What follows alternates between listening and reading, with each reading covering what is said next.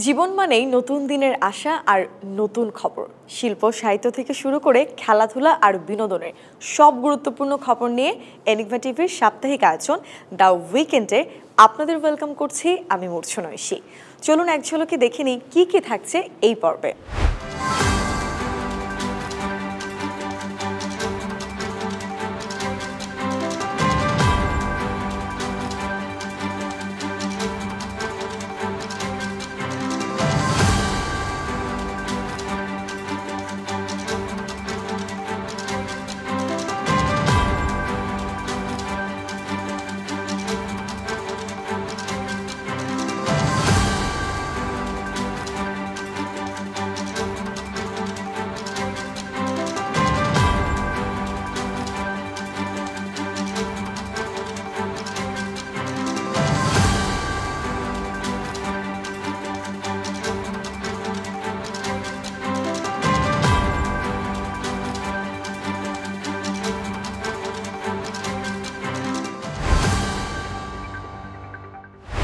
প্রথমে শ্রদ্ধা জানাবো অবিস্মরণীয় স্বাক্ষর রেখে যাওয়া কিংবদন্তি ব্যক্তিদের। জাতির সবচেয়ে মেধাবী চিকিৎসকদের একজন শহীদ ডাক্তার মোহাম্মদ ফজলে রাব্বির জন্মদিন ছিল 22 সেপ্টেম্বর। 52 ভাষা আন্দোলনে সক্রিয় এই মানুষটি 1971 সালে মুক্তিযুদ্ধে পুরোটা সময় কাটিয়েছেন ঢাকায়। ডাক্তার হিসেবে মানুষের প্রতি নিজের কর্তব্যে বিন্দুমাত্র অবহেলা না করে নিজের জীবনের মায়া ত্যাগ করে সেবা দিয়ে গেছেন মুক্তিযোদ্ধাদের। বাঙালি জাতির অন্যতম শ্রেষ্ঠ সন্তান শহীদ বুদ্ধিজীবী ডাক্তার মোহাম্মদ ফজলে রাব্বির প্রতি বিনম্র শ্রদ্ধা জ্ঞাপন করছি। বাংলাদেশের টেলিভিশন সাংবাদিকতার পথিকৃৎ বিশিষ্ট চিত্রগ্রাহক মিশুক মুনিরের জন্মদিন ছিল 24 সেপ্টেম্বর। দীর্ঘ কর্মজীবনে তিনি দক্ষিণ পূর্ব এশিয়ার বিভিন্ন দেশে বিবিসির ভিডিও গ্রাহক হিসেবে কাজ করে খ্যাতি অর্জন করেন। সর্বশেষ 2010 সালে তিনি এটিএন নিউজের প্রধান নির্বাহী কর্মকর্তা হিসেবে যোগ দেন। বাংলাদেশের গণমাধ্যমে মিশুক মুনিরের অবদান চিরস্মরণীয়।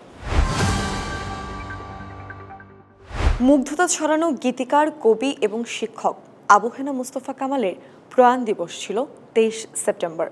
প্রায় 2000-এর মতো কালজয়ী গানের রচয়িতা তিনি, যার মধ্যে তুমি যে আমার কবিতা, যাই যদি যাক প্রাণের মতো গানগুলো আজও মানুষের মুখে মুখে ফেরে। গান লেখার পাশাপাশি কবিতা রচনাতেও তাঁর দক্ষতা ছিল অসাধারণ। তাকে স্মরণ করছি বিনম্র শ্রদ্ধায়।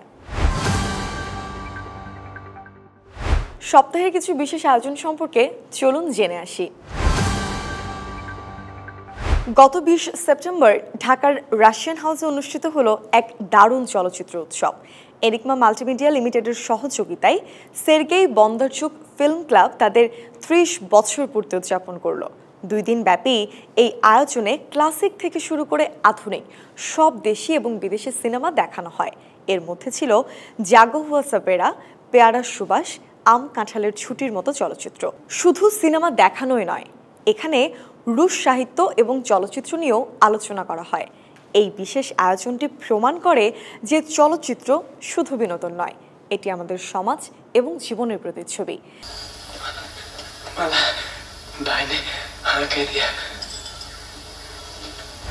প্রদর্শনী কি শুধুই উৎসব, নাকি কখনো কখনো তা হয়ে ওঠে এক প্রার্থনা? লালমাটিয়ায় গ্যালারি কলাকেন্দ্রে শিশির ভট্টাচার্যের রেখাচিত্র শিল্প প্রদর্শনী যেন তেমনই এক অন্তর্গ্রন্থি শিল্পভাষ্য হয়ে উঠেছিল। নিঃশব্দ অথচ গভীর, প্রতিটি রেখা, প্রতিটি রঙে লুকিয়ে আছে গল্প, সমাজ, প্রকৃতি ও মানুষ। 94টি রেখাচিত্র নিয়ে এই প্রদর্শনীটি চলবে বিকেল 4টা থেকে রাত 8টা 27 সেপ্টেম্বর পর্যন্ত। জল যে সকলকে ধোয়ায়, জলকে ধোয়ায় কে বা? আগুন সকলকে পোড়ায়, আগুন পোড়ায় কে বা? পণ্ডিত হবা, এ কথার জবাব দিয়ে যাবা?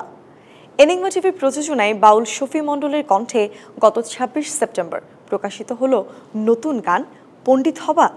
গানের প্রশ্নগুলো আপনার প্রচলিত ধারণাকে নাড়িয়ে দিয়ে নতুন করে ভাবতে শেখাবে।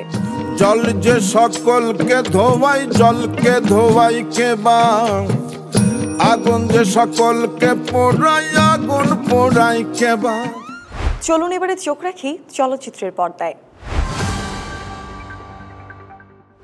বাংলার এলভিস প্রেসলি খ্যাত ৮০-র দশকে হার্টথ্রোব নায়ক জাফর ইকবালের জন্মদিন ছিল ২৫ সেপ্টেম্বর।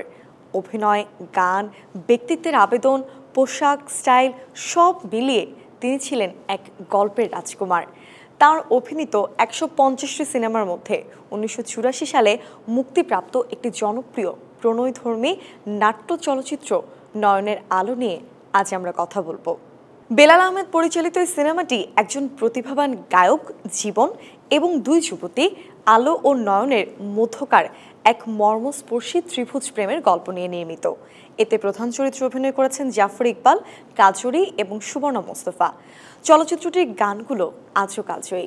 আহমেদ ইমতিয়াজ বুলবুলের সুরারোপিত আমার সারাদেহ খেয়ে গো মাটি এবং সামিনা চৌধুরী কণ্ঠে আমি তোমার দুটি চোখের তারা হয়ে তুমুল জনপ্রিয়তা পায়।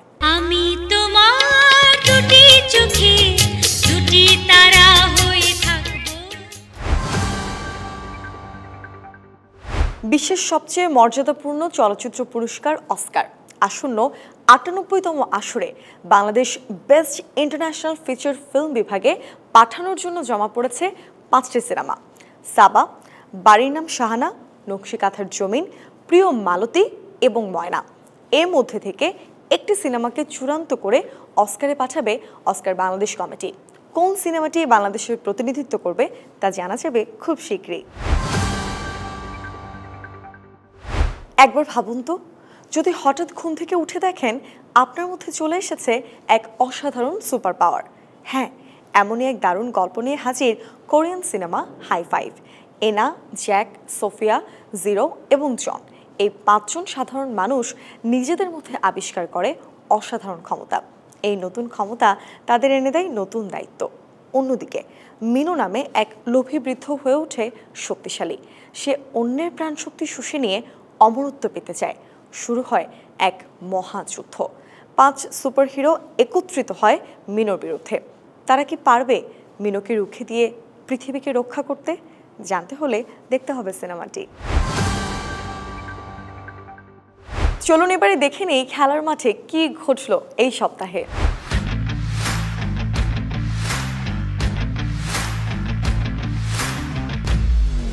ভারত ও পাকিস্তানের কাছে হেরে এশিয়া কাপের মঞ্চ থেকে বিদায় নিল বাংলাদেশ।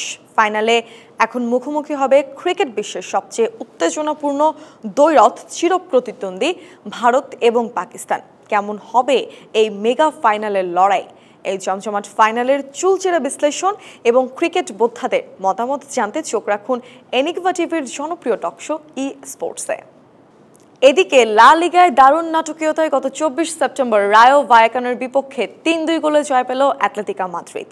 এই জয়ের নায়ক হুলিয়ান আলভারেজ হ্যাটট্রিক করে দলকে হার থেকে রক্ষা করে। এই গুরুত্বপূর্ণ জয় নতুন করে আত্মবিশ্বাস এনে দিয়েছে অ্যাটলেটিকো শিবিরে। আজ অপেক্ষা করছে তাদের সবচেয়ে কঠিন পরীক্ষা মাদ্রিদ ডার্বি, কারণ প্রতিপক্ষ রিয়াল মাদ্রিদ এখন পর্যন্ত সব ম্যাচ জিতে লা লিগার শীর্ষে, অ্যাটলেটিকোর চেয়ে ৯ পয়েন্টে এগিয়ে। এবারে আবহাওয়ার পূর্বাভাস।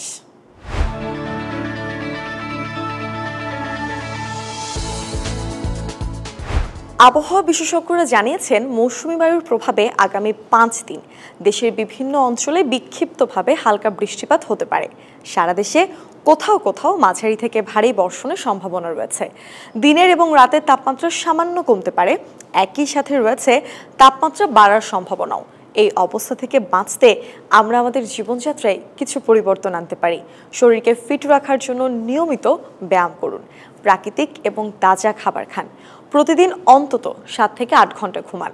মানসিক চাপ কমানোর জন্য মেডিটেশন বা আপনার পছন্দের কিছু করুন। প্রতিদিনের এই ছোট ছোট অভ্যাসেই লুকিয়ে আছে সুস্থতার রহস্য। এবার দেখে নেই দেশের ৮ বিভাগের আবহাওয়ার পূর্বাভাসের বিস্তারিত।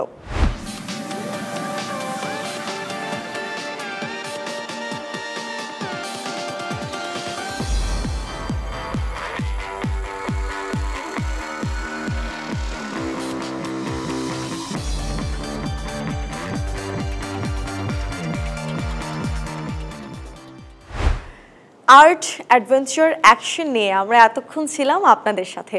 এবারের উইকেন্ডের কোন অংশটি আপনার সবচেয়ে ভালো লেগেছে জানাতে ভুলবেন না এনিগমা টিভির ফেসবুক পেজ, ইউটিউব চ্যানেল এবং ওয়েবসাইটে। আগামী পর্বে আরও নতুন কিছু চমক নিয়ে আসছি। আপনার মন ভালো রাখার দায়িত্ব কিন্তু আপনারই। নিজের যত্ন নিন, নিজেকে ভালোবাসুন।